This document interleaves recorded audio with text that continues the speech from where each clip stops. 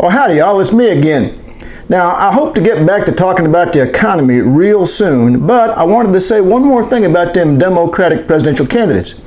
Now, as I hope I made clear in my last video, there's no way I'd ever vote for one. I'm a God-fearing Texan who treasures not being ostracized by my neighbors. But let's pretend for just a moment that I might vote Democrat. Well, let's see. In my last video, I already gave you my reviews of each of the candidates. Bernie Sanders got himself 5 yeehaws. Elizabeth Warren, 4.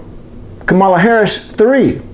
Now, Pete Buttigieg also got 3, but he's down to 2 now since I heard him saying something bad about the national debt. Cory Booker, Beto O'Rourke, they each got 2. And Joe Biden got 1 yeehaw. You know, but I bet Joe would still give me a hug, whether I wanted one or not.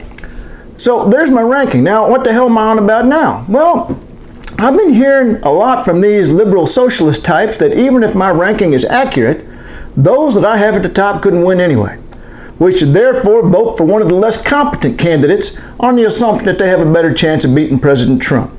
Well, let's think about this. First of all, where do we stand right now in the world? Well, in the United States of America, per capita healthcare spending is the highest it is anywhere else on the planet, and yet we have the worst infant mortality and life expectancy of any developed nation, and frankly below some developing nations. Income distributions continue to be horribly uneven despite the apparent concern of both parties with this issue in the previous election. Private sector debt levels remain well above where they were just a few years before the financial crisis. Hell, capitalism appears to be trying to starve itself by attacking the consumer class. And speaking of starving, state and local governments have been starved, particularly the educational system. In fact, the educational system has often been blamed for the consequent shortcomings because they were starved and then punished by being starved even more. Why don't we do that when a weapons system doesn't work? Hatred and racism are on the rise, and both now feel sufficiently confident to parade their views and sometimes act on them in very vicious ways in the open. And ironically, the information age has led to widespread ignorance, including a resurgence of contagious and deadly diseases because people believe that Facebook posts are more reliable than information from the Center for Disease Control. The ongoing trade war has cost American businesses and markets they might never get back again. Our nation is polarized, as is the government, which is also paralyzed. We are currently averaging more than 1 mass shooting per day. And the timeline on climate change may have reached the point where we can only do damage control, and yet we're rolling back environmental protections. In short, we're screwed. And this upcoming presidential election is not about, oh gosh, I wish GDP growth were 1% higher, or oh golly gee, I'm disappointed that my favorite PBS show had got canceled. We need a new president. No, ladies and gentlemen, we are facing global disaster, global catastrophe. And the question is no longer who could beat Trump. That's not enough anymore. It's who can solve the problems we're facing.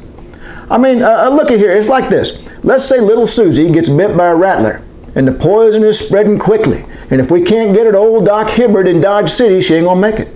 Now, Dodge City, however, is 40 miles away. And all we have available for transportation are a mule and 2 horses. Now, the mule, his name is Donald. I know it's not a mule, but it's as close as I could get. Donald. And not only is he slow, but he's not very bright. He might end up just carrying Susie back for a rattlesnake reunion. Then we got a horse named Old Joe. Now, Joe's a real gentlefeller. He's easy to put a saddle on. He has a nice and steady gait. There's no question we can get Susie safely up on his back and on her way to Dodge. And he'll get her there in plenty of time for the coroner to determine cause of death. Joe ain't exactly fast. Finally, there's Lightning. Now, Lightning runs like the wind. However, he is a free spirit. You can saddle him, but it can be a struggle. That said, if you get that saddle on Lightning and you get little Susie up there for the ride, they'll be in Dodge City so fast you can have a quick beer at the Long Branch Saloon before stopping in to let Doc Hibbert save her life. So, which animal do you choose? Donald, Old Joe, or Lightning? It's not really a choice, is there? Because the goal is not simply to make sure that the mule is not selected. The goal is to make sure that Susie is saved. People need to stop pretending that the current resident of the White House is the only problem we have and that replacing an elephant with a donkey will be sufficient. It won't be. If we don't get somebody in office who realizes that the market system is not the only legitimate or effective means of solving the problems facing humanity. I'm talking to you, Joe and Corey and Beto. The private sector's got no incentive to solve climate change. And someone who knows that the public sector's deficit and debt is the private sector's surplus and asset, and that the United States government cannot possibly default on debt denominated in dollars.